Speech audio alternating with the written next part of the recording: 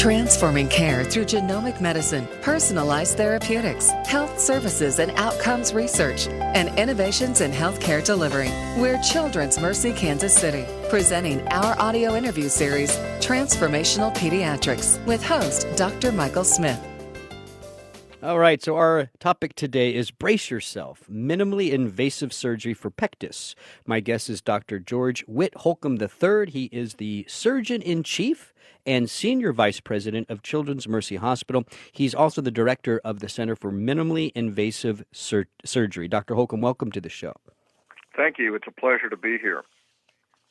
So let's talk first about, in a more broad sense, Children's Mercy. How or what sets Children's Mercy apart for treating Pectus from other hospitals on a regional level? Well, we developed a specialized center for Pectus excavatum and carinatum in 2011. And we did that to focus our expertise on managing both Pectus excavatum and Pectus carinatum. We have dedicated personnel, doctors, nurse practitioners, occupational therapists, and the like who staff this clinic as opposed to just every general surgeon doing it. So we have a specialized group who have an interest and expertise in managing both of these anomalies. So, what was the inspiration for the center? Is the different types of Pectus? Are we seeing these cases more often? What was really what was the need to have such a center like this? We've always had a large volume of patients with excavatum, but over the past 15 or so years, we're seeing more and more patients with Pectus carinatum, that is an outward protrusion of the breastbone. And we changed techniques for managing the carinatums in 2011 from an operative approach to a non-operative approach with bracing. And we began to utilize a dynamic compression brace that is individualized for each patient's anomaly, and we started that in July of 2011. And since then, we've just seen a really exponential growth in patients with carinatum, and we've continued to see a large number of patients with excavatum. So the impetus was to showcase our expertise in managing both, but we also changed the management approach for carinatum from an operative to a non-operative approach. Yeah, so let's talk about the carinatum first. What's your opinion? Why are we seeing an increase in the number of cases? Well, I don't think we're necessarily seeing an increase in the number of cases. With the establishment of our dedicated Pectus Center, I think patients now have a resource to go to and know that there are experts who take care of this, and also referring pediatricians or family practitioners know that there's a dedicated center for this. So I think that it's probably a similar amount of patients, but there's now a place to go to, and that's why we're seeing more and more of these patients. Right. So before you were using the compression device, surgery was the treatment for carinatum. Was that part of it? Maybe you have a general practitioner, has a patient with maybe a slight carinatum, doesn't really think the patient needs to go to surgery, so they just kind of managed that patient at the clinic. But now that there's something new out there, there's, maybe the compression device is appropriate for all cases of carinatum. Is that part of it? So you're getting simply more referrals because of this new compression device? Yes, I think all of what you said is true. I think that if you had a mild carinatum, then the child might live with it as opposed to having a relatively complicated operation.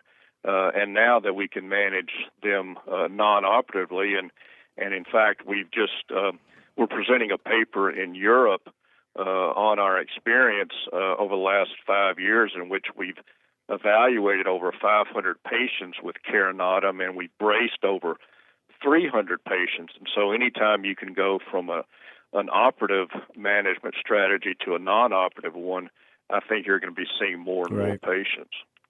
Yeah. So tell me a little bit about the dynamic aspect of this compression device. What does that really mean? Are we able to little by little increase or decrease the compression, and that's what's really helpful? Right. So with an orthotic brace that's not dynamic, it just exerts the same pressure against the carinatum in one patient as another. With the dynamic one, we're able to measure the pressure of correction for each individual patient. So one patient might need a pressure of correction of 3 psi, that's pounds per square inch. Another one might need a pressure of correction of 7. And so we're able to tailor the amount of pressure that's exerted against the carinatum based on each individual's needs and not just a one-size-fits-all approach. So let's move the conversation over then to the excavatum, which I do think is more common, right? So tell us a little bit about the Nuss technique that you practice at Children's Mercy. Right. Well, Dr. Donald Nuss is a pediatric surgeon in Norfolk, Virginia, and he published his approach in 1997, and it really revolutionized the operative management for excavatum. And we began to utilize the technique in late 1997, and we've made a little modification of it, and it's a minimally invasive approach as opposed to, again, a rather complicated operation that was used before, it's so-called ravage procedure. And recently we presented our experience of over 550 of these repairs in children since 1999. I see here a 99% success rate for children with excavatum. So that's pretty impressive. I want to ask you something more related to this idea of minimally invasive surgery. Obviously, you're the director at Children's Mercy for minimum invasive surgery. Where do you see us going with this in the future? Where's the technology taking us? What do you hope to see in the future for this kind of approach to surgery? Well, I think that it'll continue to progress.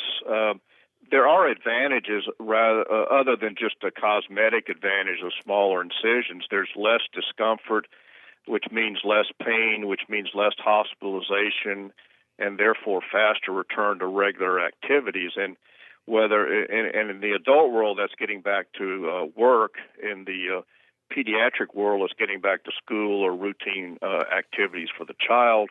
And I think there is a corresponding economic benefit for the adults, because if the child gets back to their routine activities and the parents get back to their routine activities, which is often work. So there are advantages of using a minimally invasive approach. The incisions are quite small now. Whether we can reduce the incisions much more is going to be hard to say. But I think that's the way things are progressing, and we're trying to get smaller and smaller incisions, which leads to these operations. At some point, there may be the need for a robotic component to it, but right now we don't really need that. But who knows in 10 or 15 or 20 years if there'll be a robotic component to the management strategy. Right. Well, Dr. Holcomb, I want to thank you for the work that you're doing at Children's Mercy, and I want to thank you for coming on the show today. You're listening to Transformational Pediatrics at Children's Mercy, Kansas City. For more information, you go to childrensmercy.org.